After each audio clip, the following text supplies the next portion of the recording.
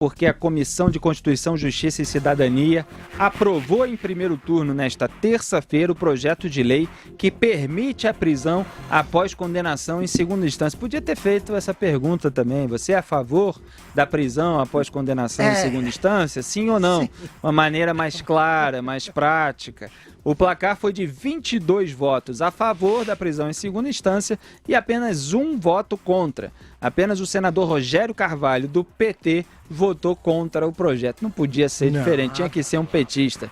O tema se tornou uma das prioridades do Congresso quando a execução provisória de pena foi declarada inconstitucional pelo STF em 7 de novembro. A execução provisória de pena é aquilo justamente que acontece após a prisão em segunda instância. De autoria do senador Lazier Martins, o projeto altera o artigo 283 do Código de Processo Penal com a seguinte redação, abro aspas, ninguém poderá ser preso senão em flagrante delito ou por ordem escrita e fundamentada da autoridade judiciária competente em decorrência de condenação criminal exarada por órgão colegiado ou em virtude de prisão temporária ou preventiva.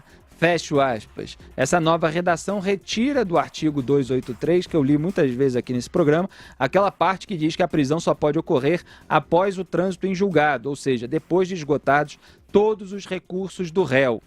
Eu fiz essa análise para vocês que acompanharam os Pingos nos Is nas últimas semanas, lembrando que esse artigo do CPP, do Código de Processo Penal, ele é um artigo que está abaixo da Carta Magna, está abaixo da Constituição Federal. E os incisos 57 e 61 do artigo 5º da Constituição Federal, que estão, portanto, acima do CPP, eles não têm essa restrição que havia no artigo 283, que falava do trânsito em julgado para o caso da prisão.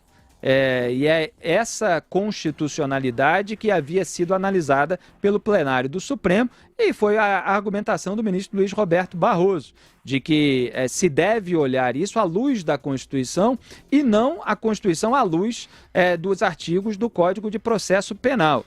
E ele também questionou aquilo que eu observei aqui, que como é que pode você, então, é autorizado a prender temporariamente ou preventivamente, quer dizer, durante o curso da investigação, mas não pode prender depois de uma condenação em segunda instância. Quer dizer, ou você prende na investigação ou você prende lá no final, após o trânsito em julgado. Por que isso? Isso foi parte da argumentação dos ministros que votaram a favor da prisão em segunda instância. Mas, continuando, portanto, foi retirada aquela parte que diz que a prisão só pode ocorrer após o trânsito em julgado, ou seja, depois de esgotados todos os recursos do réu. O substitutivo passará por nova votação no colegiado, votação em turno suplementar, nesta quarta-feira às 9h30 da manhã. E só então poderá seguir para análise do plenário. A gente está falando aqui do Senado, evidentemente. O texto tem caráter terminativo, o que significa que, se aprovado, ele poderia seguir diretamente para a Câmara dos Deputados. Mas senadores do PT se articulam, claro, para apresentar um recurso que exigiria a análise do texto no plenário do Senado. Para isso, são necessárias ao menos 9 assinaturas no documento, que atrasaria ainda mais a análise do projeto de lei. A presidente da CCJ, Simone Tebet, ressaltou que há um acordo firmado por parte dos senadores para que nenhum projeto avance no plenário sem a votação da proposta de prisão após condenação em segunda instância. O Senado decidiu pautar o tema paralelamente à tramitação de uma PEC, proposta de emenda à Constituição, na Câmara dos Deputados, cujo objetivo é o mesmo, disciplinar a prisão em segunda instância. A PEC, de autoria do deputado Alex Manente, ainda será analisada por uma comissão especial formada pelo presidente da Casa, Rodrigo Maia. Como consiste em uma alteração no texto constitucional, a tramitação é mais complexa. A aprovação depende de 3/5 dos parlamentares, 308 dos 513 deputados. Portanto, para resumir aqui tudo isso que eu acabei de ler e comentar também, é o seguinte, na Câmara tem duas iniciativas, uma na Câmara dos Deputados, uma no Senado Federal. Na CCJ da Câmara foi aprovado lá por 50 votos a 12 a PEC da prisão em segunda instância. Isso altera a Constituição. No Senado, na CCJ do Senado, foi aprovada hoje, por 22 votos a 1, esse projeto de lei da prisão em segunda instância, que, portanto, altera o Código de Processo Penal e não a Constituição. O Sérgio Moro, dias atrás, disse que essas iniciativas não são excludentes, quer dizer, as duas podem correr sem problema nenhum. Então tem uma na Câmara, que ao ser aprovada durante toda a tramitação, na Câmara, quer dizer, CCJ que já foi, comissão especial, está sendo tramitada, né? Não vou dizer aprovado porque não tem o resultado ainda, plenário e tal, depois vai para o Senado. E o que está tramitando no Senado, conforme essa tramitação que a gente resumiu aqui, vai para a Câmara dos Deputados, que isso pode acontecer. Mas a gente tem mostrado que há aquelas manobras do Rodrigo Maia, do Davi Alcolumbre, para juntar esses dois textos, tentar fazer um projeto só, tudo isso que acaba atrasando essas tramitações. Zé Maria Trindade. Pois é, olha, Felipe, ficou muito claro de que as manifestações públicas, as pressões externas, deram prioridade ao Congresso Nacional para esse assunto. O debate veio tão forte que nós vimos aí na Comissão de Constituição e Justiça, até deputados que não querem a prisão, a volta à prisão do ex-presidente Lula, né? Aliás, senadores, votassem exatamente a favor deste projeto de lei. E isso ficou muito claro. O Senado Federal fechou um acordão com a Câmara dos Deputados. O almoço foi na casa do presidente do Senado, o senador Davi Alcolumbre, e participaram lá, inclusive, senadores e deputados, líderes, e a presidente da Comissão de Constituição e Justiça, senadora Simone Tebet. E durante esse almoço, o entendimento foi de esperar a aprovação na Câmara da emenda à Constituição, que é muito mais complexa, muito mais complicada.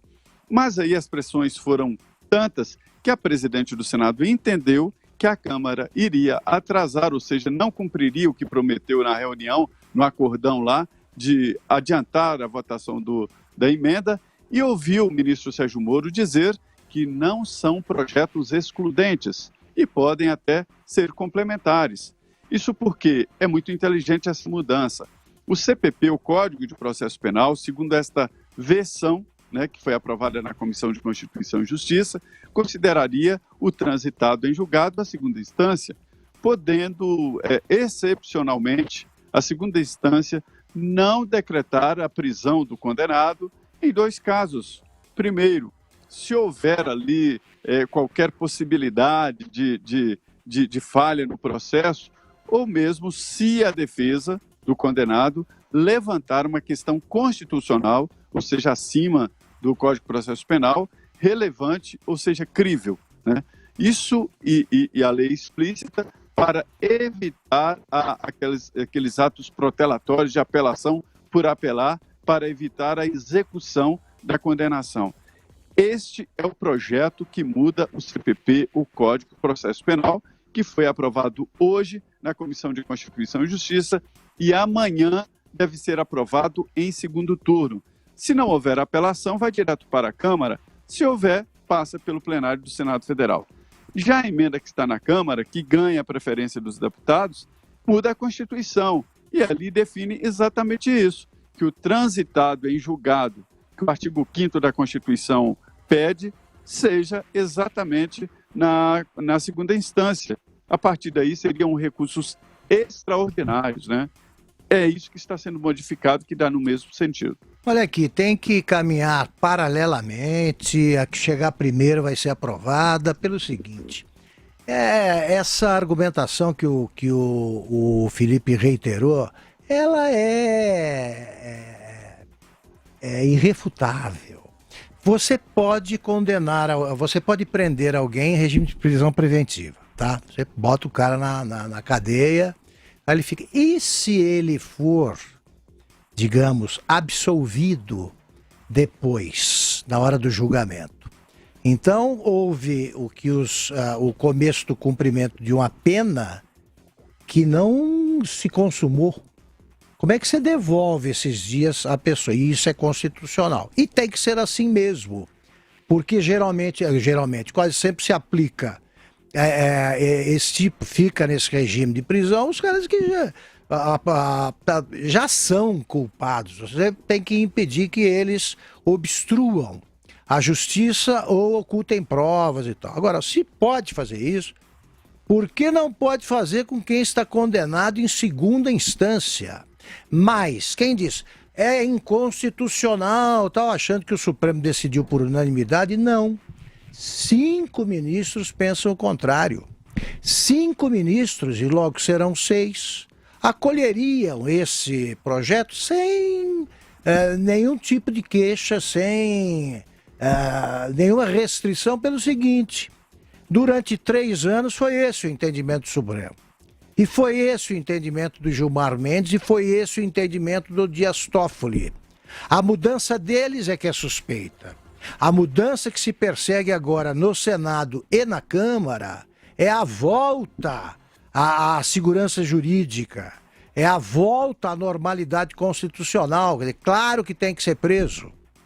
Então, não adianta esse pessoal do PT que trata a pontapés todos os códigos legais e a Constituição, vir a ficar brincando agora de constitucionalista. Digo, não, peraí, a decisão do Supremo, o que eles querem é manter bandido em liberdade. E o que o povo quer é o contrário. E o Congresso está ouvindo o povo, como ocorre inevitavelmente. Então, que caminhemos com esses dois com o projeto e com um é a PEC, né? O outro é um projeto de lei. Não interessa, neste momento, se um é mais fácil, não é preciso unificar os textos. A coisa anda, quem chegar primeiro chegou e será muito bem-vindo.